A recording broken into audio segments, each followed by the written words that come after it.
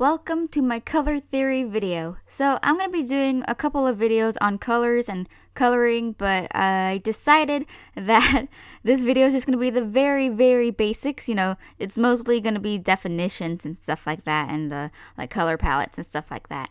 So that's going to be fun. It's stuff that you will learn on the first day of any art class, honestly. So if you already know all of this and you are not really interested in a recall, then feel free to not watch this video. But if you want to support me, feel free to watch it. I don't care. Anyways, to those of you wondering why I'm doing a screen recording instead of a slideshow like most smart people would do, my answer to that is shut up. So let's go to the first thing, which is the color wheel, which consists of the primary colors, secondary colors, and tertiary colors. I'm pretty sure that's how you pronounce it. I'm not good at speaking words. Anybody who remembers from pretty much any art class or whatever, primary colors are red, yellow, and blue.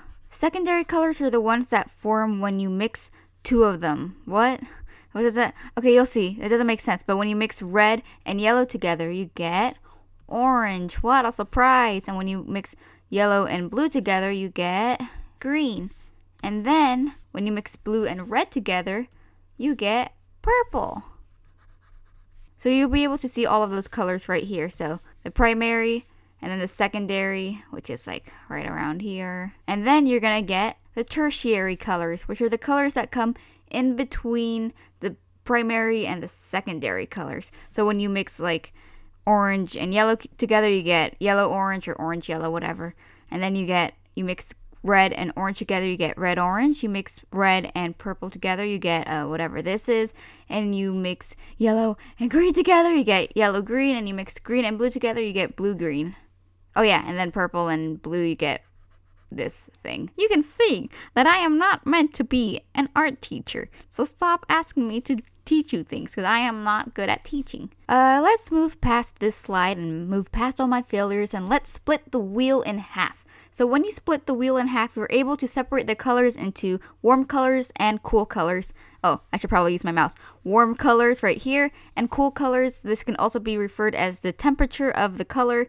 Color temperatures, whatever. I can't talk. I'm still sick a little bit. Okay, so the warm colors tend to be red all the way up to yellow, and then, maybe like a yellow green. And then the cool colors, this color, red, purple, red, violet, whatever, and then up to like a blue green. So all of these are cool colors. Color temperatures play a big part in your picture and the vibes and the emotions that it gives off, the atmosphere, I guess. Did I say that right? So when you use warm colors, the picture might be a bit happier, or it comes off as being happier, or it can make a difference in the time of the picture. Maybe it's sunset or dawn. Cool colors can mean nighttime or dusk. It could also mean wintertime. Well, these are like summertime, these are wintertime. So that's why temperatures are very important. So feel free to experiment using warm colors and cool colors. It's fun, it's a great time. Let's move on. Let's talk about hue, saturation, and value. So hue is just a fancy word for color. So red, orange, yellow, green, blue, purple, whatever, or violet. Listen, it's not an art class. I'm going to say purple. Saturation is like the intensity of the color and how bright it is. So this is full saturation. If I click that right here, you can see up here. Maybe I should. Full saturation. It's very bright, very in your face. And then as you lower the saturation, it becomes more dull, more washed out. It's almost to a gray right here. It's really good to play around with the saturation, because sometimes using colors in its full saturation isn't very pleasant to the eyes, depending on how you make it work. So definitely play around with these. Don't always use a full saturation if you don't have to. Moving on to value. Value is the darkness and the lightness of a color. So you can see here a very dark blue, while over here it's just very light. Yeah, that's pretty much all I have to say on value. So hue, saturation, and value. Great, we're good. Let's go on. This is a monochromatic color palette. I was going to say color theory. So monochromatic means it's one hue, but it's in different shades, tones, and tints. So the hue here, the one hue, the base hue is this color right here. Kind of like a teal, I guess. I don't know. You guys are very picky with what I call colors. Please just chill out. It's just a color. So this is a base color. And shades is when you add black to it. So I got the base color and I just added some black and add a little more and more and more, and then eventually it becomes black or almost black. So that's shades. Tone is when you add gray to the base color. So here's the base, and then I just added gray, and it becomes gray towards the end. But see how it looks again? It becomes duller. So it does the same in the shades, but it's, I don't know. You can tell the difference, right? I don't know. Which one do I like more? Doesn't matter. Anyways, tints are when you add white to a color. So here's the base color, and then I just added white and more until it becomes white. You can't even see it here. It's my fault for using this as a background color. Whatever. So yeah, monochromatic means you get one base color, but you use different shades and tones of it, and it's a really fun color palette to use. Can be kind of tricky, but gotta experiment. You gotta experiment, guys. The next color palette is actually my favorite, which is the analogous color palette. That's when you're using neighboring colors, and when I say neighboring, I obviously mean on the color wheel. So right here, neighboring colors, red, orange, and yellow, orange. So I used those, and here's some of the colors I got from that section of the color wheel, and this would be an analogous color palette. Analogous color schemes tend to consist of 3 to 4 colors. I'm not sure if that's like an actual rule, but that's just kind of the definition. So feel free to mess with that. Who cares? But this is my favorite color palette, color schemes. I use analogous colors a lot for my character designs. I don't know why it's my favorite. It's just I like how they look together. The last color scheme I'm going to talk about is the complementary color schemes, which are colors that are opposite from each other on the color wheel, and I have some popular logos that are an example of that. So yellow and purple, or yellow and violet, are complementary colors. They are directly across from each other on the color wheel, and you can see that the Lakers logo is of purple and yellow. Yay! Everything has a reason. They didn't just pick random colors. Here is another complementary color scheme, which is orange and blue. You can see this in the Game Grumps logo, but they use different tones of the colors. And that's something that I wanted to talk about, which is using complementary colors can be kind of tricky because they can be an eyesore if you don't use them correctly.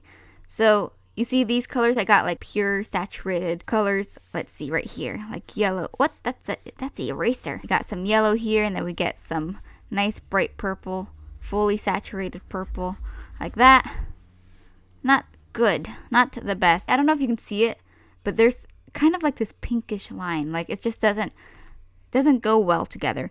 So in order to avoid using the complementary colors in a way that would hurt your little eyeballs, that hurts. I would suggest that you pick one of the colors, or both of them, and change the saturation. So you can see here in the Game Grumps logo, they didn't use pure orange and pure blue. They used tints of the colors. This is an orange tint, and these are blue tints, and it looks fine together. It doesn't hurt your little eyeballs. It feels fine. It feels okay.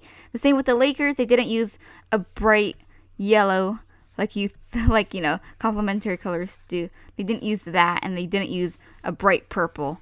They messed with, the purple is darker, it's a shade, and then the yellow, it's almost like an orange yellow, like a goldish color. So that's why it doesn't really hurt your eyes when you look at it. So yeah, play around with the saturation and the tints and hues, that is the wrong word. As you can see, I don't use these terms on a daily basis, because these are like the official terms, but as an artist who doesn't really use them, or I know what I'm talking about, I swear. I just don't use terms. I just don't use the correct terms, but I kind of have a feeling of what I'm getting into. So this is the abrupt ending to my first color theory video. Yay!